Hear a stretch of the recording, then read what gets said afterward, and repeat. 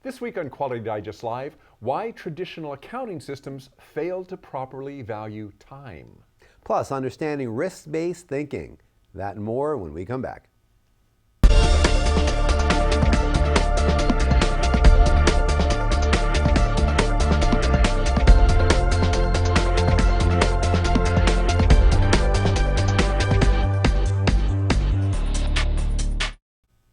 Welcome back to Quality Digest Live for March 4th, 2016. QDL is your weekly look at who and what is making the news in the world of quality. I'm Dirk Ducharme, Editor-in-Chief of Quality Digest. And I'm Quality Digest publisher Mike Richman. All right, we're going to start the show this week with news from the Lawrence Livermore National Laboratory and the Department of Energy. The article DOE funds HPC for manufacturing projects recently appeared on the Livermore website, and we linked out to it in yesterday's issue of Quality Digest Daily. As reported in the piece, the Department of Energy is committing up to $3 million to fund 10 advanced manufacturing projects employing high-performance computing.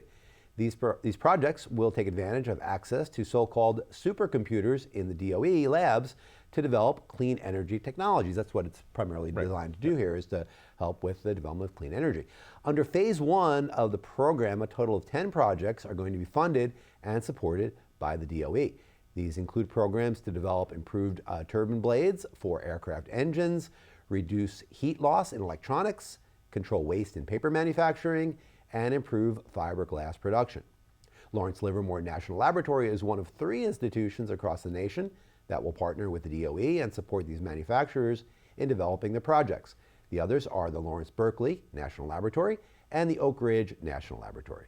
Now, speaking of the manufacturers qualifying for these grants, they include a few: Global Foundries of New York, Procter & Gamble, General Electric, and Edison Welding Institute, among others. There's 10. There's $3 million allocated, about $300,000 per project to these 10 different projects, all within this clean energy field. Now, proposals from manufacturers to claim a second round of funding are scheduled for later this year. And for more information on it, you can check out the story link. It's right below this player page. And as always, all the pieces that Dirk and I are going to be covering on today's show are available right down there. So, after the show, you can come back to the page and check those out and read up on what you may have missed. This is an interesting one. I mean, it's great that they're helping to utilize not only their money but their resources with their supercomputer to help develop these projects with these various companies. And it's $300,000, so it's not a heck of a lot of money relatively, right. Scheme of things, yeah. It's enough to get it started and to develop this and to show, I think, that the DOE and the national government is involved in this. And hey, they're using these 3 very, very prominent institutions across the country to help facilitate this as kind of a go-to.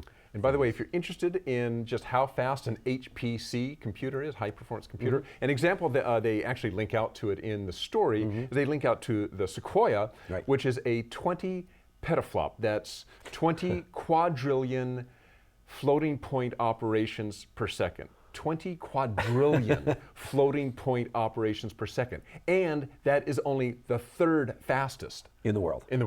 Wow. That means there's 2 others that are faster than it. This is like, these are screaming, but allows them to do very complex computational extensive operations in a much shorter period of time than you would on your little, Well, and that's a key thing in this, is the access to that computing power, really to model stuff. And to push these projects forward are really, really important. All right. Well, the American Customer Satisfaction Index, otherwise known as the ACSI, recently released its customer satisfaction ratings for retailers. I love when this one comes out. These are probably the survey results that I find the most interesting of all the ACSI reports. ACSI does customer satisfaction, a lot of things, individual products and that type of stuff. But this is the one I can most easily relate to, and I think is probably the one most people can easily relate to, because we all go to drugstores, we all go to big box stores, we all go to grocery stores, unless you have deep pockets like Mike here, who has his own little personal shopper to do the shopping for him. Yeah, my wife has her own personal shopper to do the shopping for. It's me. That's right. Yeah, exactly.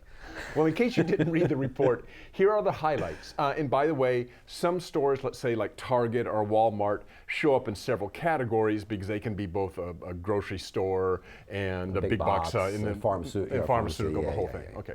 So for department and discount stores, Nordstrom, no surprise, and Dillard's are at the top. Nordstrom, long known for its customer service, is normally at the top. Sears and Walmart were at the bottom in customer satisfaction. For specialty retail stores, at the top were Costco and L Brands. L Brands is Victoria's Secret and Bath and Body Works, and Barnes & Noble. Barnes & Noble is number 3. At the bottom were Lowe's, Home Depot, Advanced Auto Parts, and Abercrombie and Fitch.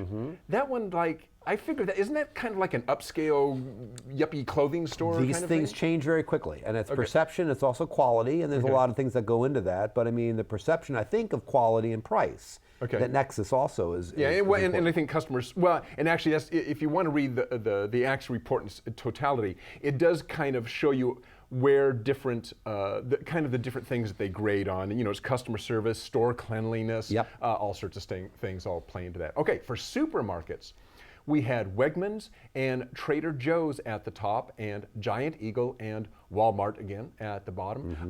Wegmans is an East Coast store, Yes, right? it's an East Coast store. Is that a Trader Joe's-y kind of place? No, it's a supermarket, but it's well, so it's Trader Joe's, but yeah, it's different though. It's more of an A&P, Safeway, Raley's type of supermarket. But Wegmans But always upscale, is always very at the top, and Trader Joe's as well, predominantly for customer service and selection. For health and personal care, Kroger and Target top the list, while Safeway and Walmart once again brought up the bottom. Kind of see a trend here. It's been that way for several years. Yes. Yep. Okay. So I mean, this kind of, I like this retail one because it really does kind of bring to the fore something that we all relate to, which is going into a retail store. And if you've been to any of these stores, both of those at the top and the bottom, I think, at least to me it is, pretty obvious what the difference is between those at the top and those at the bottom. And sometimes it's, you know, store cleanliness and, you know, selection and that sort of stuff. Price usually is not a determining factor. Mostly it comes down to, do I like going there? And that usually comes down to customer service and in customer interaction. Yeah, it's hard to define though. I'll tell you just a quick little personal story here. You know, here in Chico, in Northern California, we have 2 major supermarkets that you see a lot of, Safeway and Raley's are the 2 that you have a lot of out here. And I'm just going to, full disclosure, I'm normally a Raley's shopper. I go to Raley's a lot. I'm normally a Safeway shopper. Well, there you go. There you go. But you know, it's interesting because I went into a Safeway store that I used to go to a lot when I lived in a different part of town. And I went back to that store because I happened to be in that part of the neighborhood a couple of weeks ago. And I was really pleasantly surprised. I'm like, wow, they've really come a long way.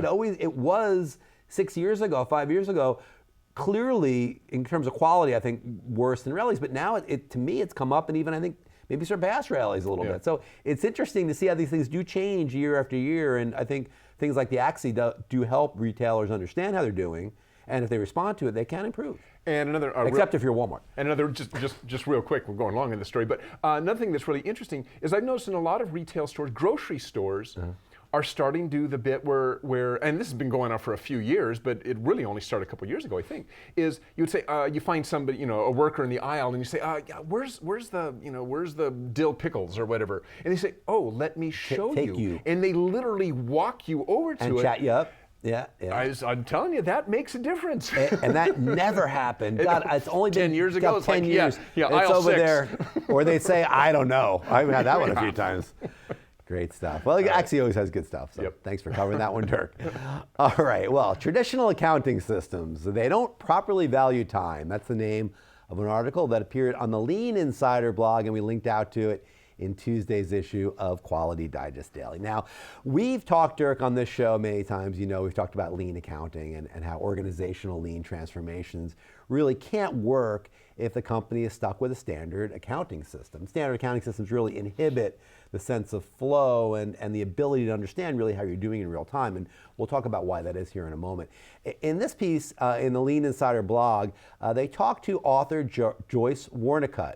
And her new book is called The Monetary Value of Time, Why Traditional Accounting Systems Make Customers Wait. And it's out now. And they kind of jump off from that, talking to her, and they ask her a question. It's pseudo-interview format where they ask her a question and she kind of goes on for a few paragraphs about the answer to it. But let's back up a little bit before we get there, because I want to talk a little bit about traditional accounting systems and why it's so important the way this interacts with a lean transformation. Now, Traditional accounting systems generally are going to assign a cost, an overhead is the term most people use, to items. And they assign that even on an item by item basis. So the more you make, the lower the cost per piece. And in a traditional manufacturing environment, which for many years and many decades was really a low mix, high volume environment. In other words, there really wasn't a big difference in terms of what you were manufacturing, and you did a lot of them.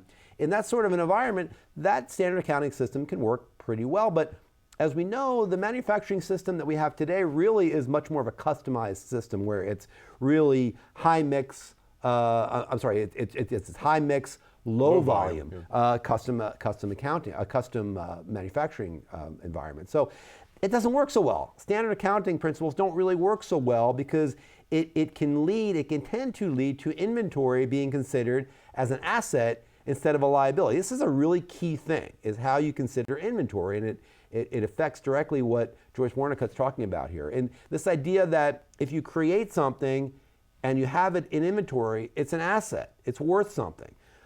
It is, but it also is a liability because you had to spend money to create it. And as we're going to see here in a minute, over the course of time, you're also investing in storage and handling and other things that add really to the cost that standard accounting doesn't take account of. Well, in lean accounting, and lean accounting proponents like Warnke here take a different view.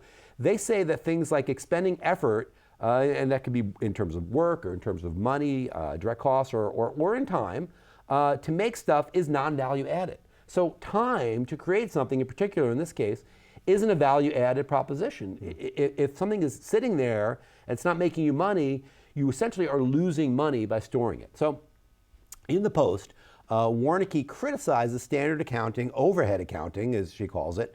Well, she calls it absorption costing is really the term she uses.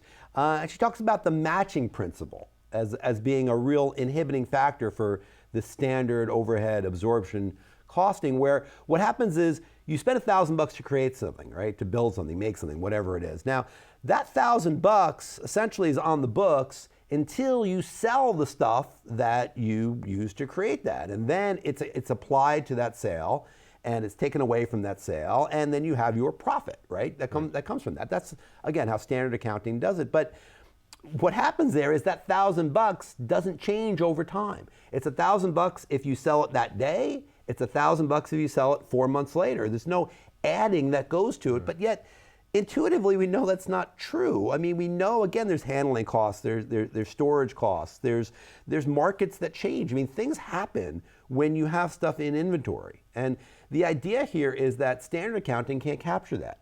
And with lean accounting, you can capture it better by getting away from this idea of overhead. And everything's on an item level is going to have a cost. You get away from that, and you have much more streamlined accounting systems where things like time are accounted for. Because, yeah, if something's in storage for 4 months and it's not sold, there's got to be an accounting for that. You've got to understand what you're losing. You spent the $1,000 to create it. But the quicker you get it off your dock and out to a customer and get the profit, the better. And standard accounting doesn't do that. But how do you quantify the value of that time? You can look at it. You can say the costs that go into that, and you can apply those costs. Now, many times, as she talks about in her book more than in the article itself, in the blog posting, you know, there's ways of that do get accounted for that in the product mix, in the cost of the product. But that $1,000 figure is generally going to be the same again over the course of time. It's not adjusted. It's not made It's not made into $1,100 after a month and $1,200 after 2 months and ongoing. That $1,000 is always going to be applied in whatever period of time to the amount you sell it for. So if you sell it for $5,000, it's a $4,000 profit, regardless of whether you sold it in a month or a day or a year. It's still going to be a $4,000 profit. So there's ways, she's saying, of bringing that in, so that the true profit is understood if it's in inventory for a longer period of time. It's kind of a complicated issue. Standard accounting is so deeply ingrained in manufacturing that I think that oftentimes that's the biggest bottleneck to lean transformation, is breaking down that. And we've talked to different people on the show about this issue. And this core issue is, what is inventory? Is inventory a liability or is it an asset? It's always been considered an asset in standard accounting. Now, lean accountants are saying, well, it's really a liability. And who's the author again? Joyce Warnicott is her name. Joyce Warnicott, in her book, again, The Monetary Value of Time, Why Traditional Accounting Systems Make Customers Wait. It's out now.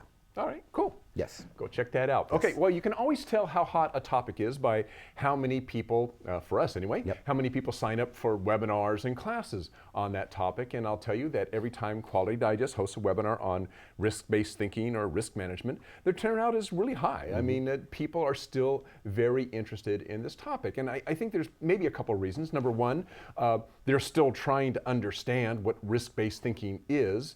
Or B, they're looking for confirmation that what they're doing in terms of risk-based thinking is on, is on the right path. We all like kind of confirmation. Well, I think this is what it is, and this is the direction I'm going. But here's a webinar on it, so at least I'll get some feedback on, whether I'm heading the right way or not. Well, Tim Lozier, who was speaking on risk-based thinking in our next webinar, had what I think is one of the clearest explanations of what risk-based thinking is in his article. What is risk-based thinking? There it is. There it is. Okay, this concept isn't really all that difficult. I mean, first of all, I'll just kind of run through a kind of a synopsis of what he talks about. First of all, you examine your entire operation and you note potential hazards from all areas. Now, these could be safety hazards. These could be product liability hazards. They could be loss of market hazard. I mean, whatever you think is a hazard, whether it's financial or physical, you take note of it, and you look at your entire operation. You categorize those, and basically what you're looking at is how likely are these hazards or these bad events, if you don't like the word hazard, how likely are they to occur, and what is the severity to your operation if they do occur. Then you need to prioritize them. So you take the data you've collected on the odds of the event occurring and how bad it would be if it did occur, and you prioritize those events. And then there are a number of tools that can help. I mean, you can just Google it, but you got FMEA, you got Risk Priority Matrix. Matter of fact, Mike's going to be talking, the next story is going to be one by Bill Levinson that gives you yet another risk analysis tool that was developed by the military. So there's a lot of tools out there. You can just Google them. And each tool, of course, has its pros and cons. But honestly, in my opinion, if you're even just thinking about risk, you are probably more than halfway there. And this is kind of the big deal, is people haven't really thought of their operations in terms of risk. And this is kind of a new mindset for a lot of people. So what do? Now you've identified your risks, you prioritize them. What happens now? Well, you got some options. You can accept the risk. Maybe it's a low risk. And so the outcome, the positive outcome of what you're doing more than outweighs the potential small risk. So you say, yeah, I accept that risk. We'll just take it as it goes. You can find a way to insure yourself against the risk, so some sort of preventive action that keeps it from hopefully occurring. Or you can transfer the risk to somebody else. Perhaps you outsource a high-risk process to a partner or a supplier that maybe has a better risk management process in place. Or maybe if the risk is simply too high, you avoid it. You stop the process altogether. You just go, this is too dangerous. We just don't want to even go down that road. So let's stop this product line, or let's stop this process, or whatever. So those are some of the decisions that you can, some of the ways to address risk. And of course, finally at the end, all of this has got to be documented. Now then, once you have done that, once you have documented all the stuff that we just talked about, what do you have? You have a risk management system. No, ISO does not say you have to have a risk management system. There's a lot of people out there who get very upset when you mention ISO 9001:2015 and risk management system. It does not have a risk management system. You're right, it does not have a risk management system. It promotes risk-based thinking. Yes. So I'm thinking about risk. Mike, you and I, we're thinking about risk, and then we've got to document it and we write it down so that people can use it. What do we now have? A process, which is a risk management system. Sorry, that's the way it works. Well, but let's get into this a little bit more, because I think this is an important distinction here. And I think there's another thing that you haven't touched on, which is really important, is that having talked to auditors, we both have. We've talked to people at certifying bodies and auditors. This is not a one-size-fits-all. Risk-based thinking is not going to be a like, well, this is what you have to do. Right, exactly. There's another thing in ISO 9001:2015.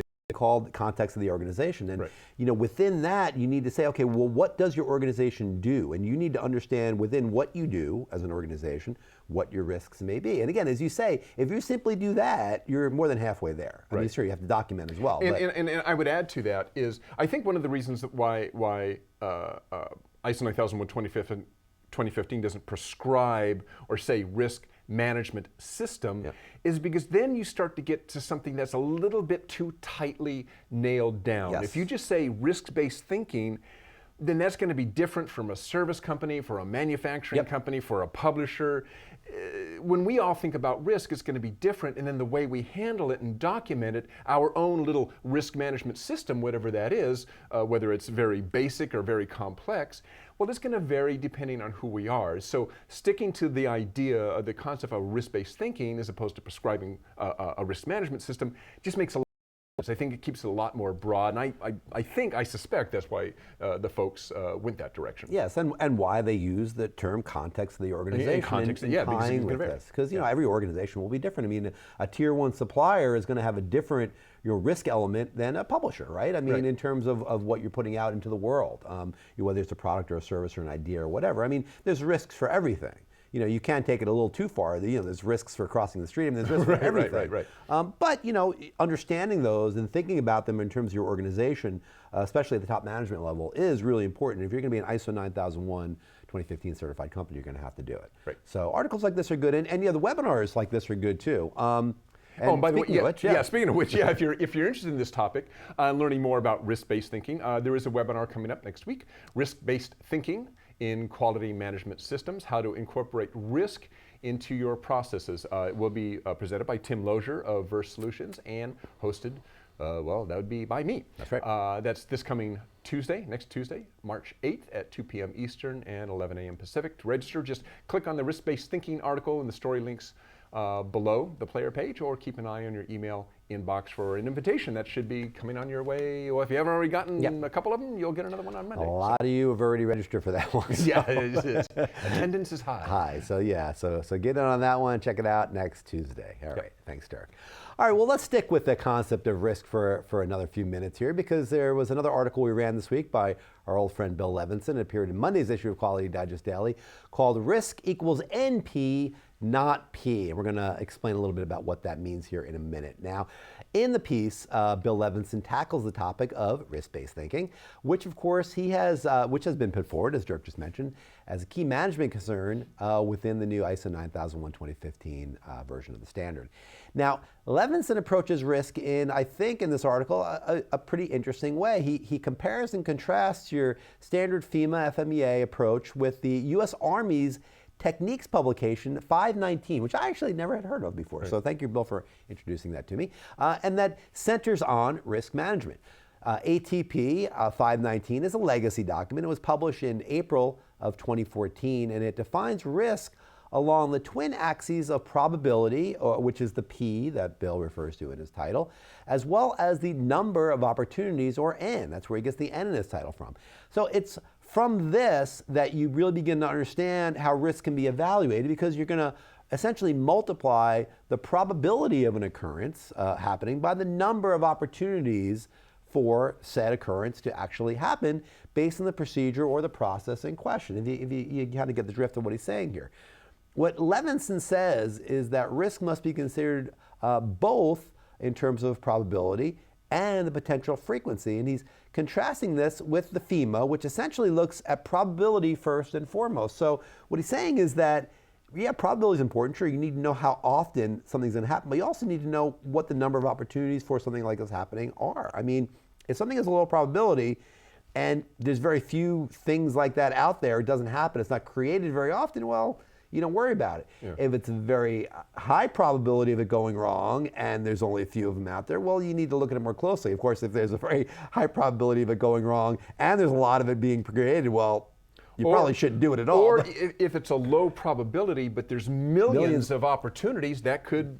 I'm going to talk about that right now, as a matter of fact, and because it's interesting. It's interesting to see how he composes his argument using that very thing. And he really does, I mean, it's very logical the way he approaches that, just the way that Dirk just did. So he used the example of General Motors car, the Chevy Cruze. Now the Chevy Cruze has been cited, and it's well documented, it's been cited for electrical and steering system problems. According to General Motors, a battery cable problem affects only 6 vehicles out of 1,000 Chevy Cruzes, 6 out of 1,000, so less than 1%. The steering issue, on the other hand, affects 2 out of 1,000 vehicles, so about a fifth of 1%, right? So looking at this example through the prism of the FEMA, Levinson states that this situation, given the best possible detection rating, would give you a risk priority number of less than 50, which requires attention, but it's unlikely to be given top priority. You know, numbers that are in the 2 digits usually are not given top priority. However, when one considers the high number of Chevy Cruzes on the road, the chance of an occurrence of one, if not both of these issues, is almost certain somewhere for somebody. So given that fact, the Army's risk assessment matrix would define the risk as extremely high, warranting immediate attention, right? Very different approaches from the FEMA and from the Army's manual. Excuse me. So what do you do about it? So both the Army and Levinson's old reliable go-to source, Henry Ford, would advise engineering the problem away as far upstream as possible. It's R&D's responsibility to identify these issues, hopefully before a product is even built, certainly before there's a quality escape into the field of an issue like this. The Toyota production system has a term that many lean practitioners know very well, poka-yoke, which means error proofing. Essentially, this simply means to design something so that errors simply cannot be produced. It's can't rather than don't, and that's really important here. And there are various ways from an engineering and production standpoint to make sure that this is made actionable. Levinson's conclusion is that any process at all, that has a non-zero chance for a failure will inevitably happen given enough opportunities. Again, perfectly logical. Thus, when faced with inevitability, engineers must anticipate the failure modes and install can't rather than don't procedures into the production to prevent these kind of occurrences. So, I mean, it's interesting. I think it's an interesting perspective on risk. It's one that others have made mention of. And Levinson really states it really well here, and especially within the context of ISO 9001-2015, I think that managers would be wise to consider this and look at their risks and look at their processes and say, well, you know, again, N, you know, not only P, but P and N together, multiplied together, really are going to give you a good insight into how dangerous or how risky your process or procedure may be. Yeah, that's pretty interesting. I mean, it's really good. Again, context of the organization, we mentioned that. I mean, not everybody's going to have the same issues. I mean, you know, again, a tier 1 supplier or an automotive manufacturer is going to have more risk, or a medical device manufacturer is going to have more risk, potentially, in something going wrong than a publisher or a bank maybe. But I mean, you know, money and ideas are important, right? I mean, maybe not as important as lives, but they're important too. So. You know, whatever you're doing, you need to understand risk, and you need to understand how to minimize your risk and how to, you know, use your engineering to design your processes to do better in addressing potentially faulty, risky situations. Yeah, I mean, I'm not familiar with how you actually do an FMEA, but I mean, I would assume that if that's what you're using, you could adapt this military one into, I mean, basically you're going to create your own probability. That's not 1 in 100,000 per vehicle. It's, let's see, 1 in 100,000, and there's 1 million vehicles out there. So I mean, you can do the math, and you kind of jigger it yourself when you're creating your FEMA. Your FEMA. Your FEMA, your RPN does account for that, but it doesn't have the weight that it would in the Army manual. So really, you're going to want to look at that. And you're going to want to think really strongly about N, about the number of times this thing could potentially happen, given what's out there in the field. Yeah, I think it makes sense. I mean, for me, I think both those articles, the Lozier article and the Levinson article this week, both really give you a good idea of risk and a practical view of how to apply it in terms of what you're doing every day. So it's risky business and That's right. That's right. Chevy Cruze. With our glasses. Well, it's time for this week's tweet of the week, which comes to us from Lolly Daskell and Lolly Tweets. Lolly Tweets. Lolly Tweet. That's good. Sorry, Lolly. Sorry, Lolly Tweets. And she says, the future is not a place we are going, but a place we are creating. That is very true. There we That go. is very true. Lolly Daskell has written for us a couple times in the Tweets. past couple of months, and she's very. That's the representative. Yeah, of her. yeah, yeah. She's pretty inspiring. She's got some really good ideas. So stuff. thank you, Lolly, for that tweet. Check us out on Twitter, Quality Digest, for more great tweets just like that. Alrighty, well, that's our show for today. Thank you all for joining us. We want to again just call out the webinar that we're doing. Dirk is going to be hosting next Tuesday. That's March 8th at 2 p.m.